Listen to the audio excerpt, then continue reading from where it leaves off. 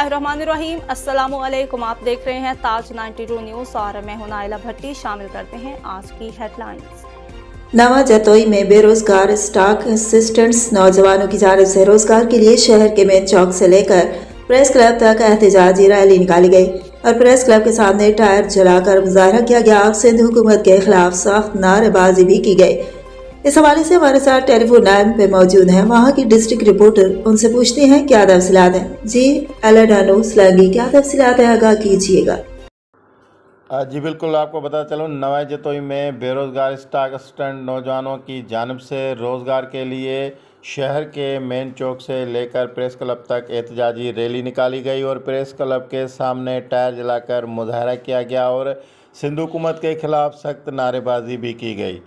महकमा live stock Sindh की जानिब से मनपसंद लोगों को नौकरी देने और मेरिट की धज्जियां उड़ाने के खिलाफ बेरोज़गार स्टॉक असिस्टेंट की जानिब से एहतजाजी मुजाहरा किया गया। मुजाहरीन का कहना था कि सिंध हुकूमत की जानिब से 2012 में महकमा लाइव स्टॉक में भर्तियों का इश्तिहार जारी किया था, मगर इसके बाद जो भी मुलाजिम भर्ती हुए हैं उनको रिश्वत और मनपसंद होने के बुनियाद पर रखा गया है। उस वक्त सिंध हुकूमत की जानिब से सिंध के मुख्तलिफ महकमों में भर्तियों का ऐलान किया गया है और मुख्तलिफ अखबारात पर इश्तिहारात दिए गए हैं, मगर महकमा लाइव स्टॉक में अभी तक कोई भर्तियाँ नहीं की जा रही है।